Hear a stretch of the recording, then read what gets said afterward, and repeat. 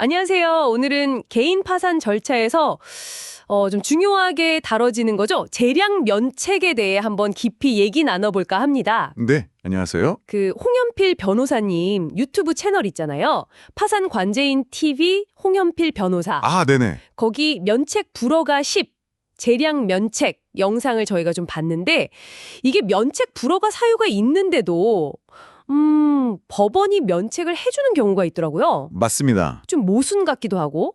그래서 이 제도의 핵심을 좀 짚어보는 게 오늘 저희 목표입니다. 당신이 이걸 명확히 이해하도록요. 한번 시작해볼까요? 네, 좋습니다. 재량면책이라는 게요, 사실 법 조항만 딱딱하게 보는 게 아니라 그 채무자의 여러 상황들, 또 뭐랄까 다시 일어설 가능성, 이런 걸 깊이 보는 법원의 좀 신중한 결정 과정이거든요. 아, 약간 법의 인간적인 면? 뭐 그런 건가요? 네, 그렇게 볼 수도 있죠. 재량 면책. 이 말이 약간 면책을 할 수도 있고 안 할 수도 있다 이런 느낌인데 정확히 어떤 때 법원이 이 재량을 쓰는 건가요? 모든 경우에 해당하는 건 아니겠죠? 그럼요. 기본적으로는 면책 불허가 사유가 있을 때 얘기가 나옵니다. 뭐 예를 들면 재산을 숨겼다거나 거짓말을 했다거나 이런 거요. 네네. 근데 그런 잘못이 있어도 이 사람한테는 다시 경제적으로 설 기회를 주는 게 맞겠다. 이렇게 판단될 때 법원이 면책을 허가하는 거죠. 그렇군요. 특히 이게 2012년 이후에 파산관제인 제도가 좀 자리를 잡았잖아요. 네, 그렇죠. 그러면서 절차 초반에 재산 조사가 꽤 꼼꼼하게 이루어지니까 재량 면책을 판단하는 기준도 좀 더 정교해졌다고 볼 수 있어요. 아하, 관제인을 통해서 사실관계가 더 명확해지니까 법원도 더 많은 정보를 갖고 판단할 수 있게 됐다. 이런 거군요. 맞습니다. 그럼 구체적으로 어떤 점들을 이렇게 저울질해서 면책을 할지 말지 결정하는 건가요? 기준이 정말 많을 것 같은데요? 네, 정말 여러 가지를 종합적으로 봅니다. 뭐 그게 몇 가지로 나눠볼 수 있는데요. 첫 번째는 그 사안 자체의 무게감이에요. 무게감이요? 네, 그러니까 면책 불허가 사유에 해당하는 그 행동이 이게 얼마나 심각한 거냐는 거죠. 예를 들어서 뭐 숨긴 재산이 한 300만 원 안 된다거나 아, 소액인 경우. 네, 아니면 압류된 물건 가져갔는데 그 가치가 뭐 한 15만 원 정도? 이렇게 좀 경미하면 정상 참작의 여지가 커지는 거죠. 네네. 또 소득을 실제로는 150인데 40으로 줄여 신고했어도 그게 어차피 최저생계비 수준이라면 크게 문제 삼지 않을 수도 있고요. 아하, 잘못은 잘못인데 그 영향이나 규모가 뭐 아주 크지 않다면 좀 관대하게 볼 수도 있다? 그런 말씀이시네요. 그렇죠. 그리고 두 번째는요. 채무가 어떻게 생겼고 어떻게 늘었는지 그 과정도 중요하게 봐요. 왜 빚을 졌는지, 그 경위요? 네, 본인 사업 실패 이런 거 말고요. 뭐 가족이나 회사 빚보증 섰다가 아, 혹은 그냥 명의만 빌려줬는데 책임지게 된 경우 있잖아요. 네, 그런 경우 있죠. 아니면 퇴직하고 잘 모르고 지인 소개로 시작한 뭐 주식 투자 실패라던가 물론 투기 목적이면 안 되고요. 이런 좀 딱한 사정이 있으면 고려가 되는 거죠. 정말 안타까운 사정들, 그 개인 책임으로만 돌리긴 좀 어려운 그런 배경도 중요하게 보는군요. 또 다른 건 없나요? 당연히 있죠. 그 채무자 개인하고 가족의 현재 상황도 중요해요. 현재 상황이요. 네. 예를 들어 너무 고령이시거나 아니면 좀 심각한 병이 있거나 장애가 있어서 아예 경제 활동이 어렵다거나 네. 혹은 부양가족이 많아서 벌어도 도저히 빚 갚기 어려운 그런 현실적인 어려움 이런 것도 해당됩니다.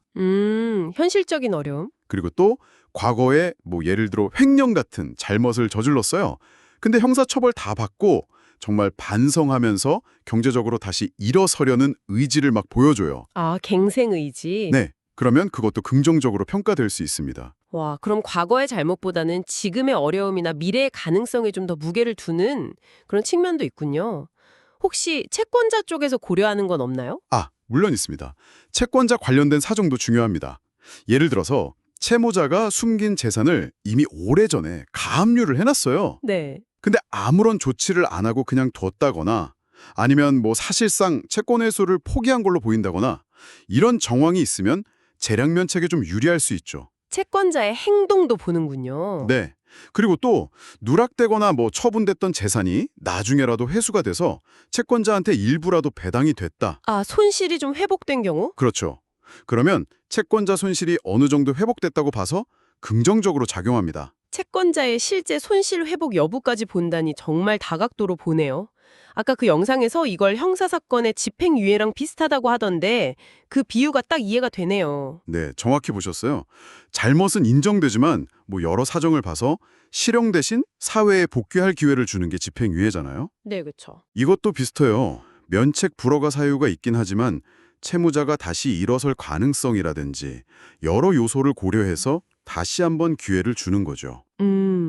이거 말고도 뭐 배우자가 재산 숨기는 걸 주도했고 본인 책임은 좀 적은 경우라든가 아니면 문제된 행동이 파산 신청하기 아주 오래전에 있었던 일이라거나 시간적인 간격도 보는군요. 네.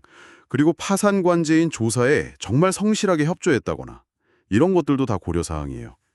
허위 진술도 그 내용이나 뭐 실질적으로 피해를 줬는지 이런 걸 따져보고요. 와, 정말 고려하는 게 한두 가지가 아니네요. 네, 한 15가지 정도 세부적인 고려사항들이 있다고 보시면 됩니다. 자, 그럼 오늘 이야기 쭉 들어보니까요.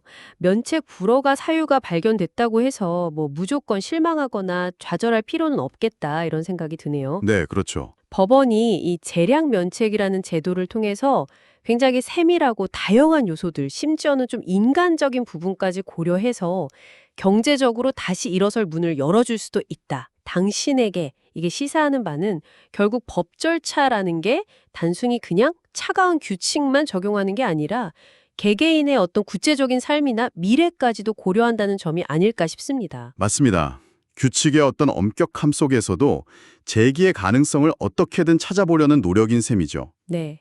이렇게 법안에서 규칙과 또 인간적인 배려, 개별 상황 사이에서 균형점을 찾으려고 노력하는 걸 보면서 문득 이런 생각이 드네요.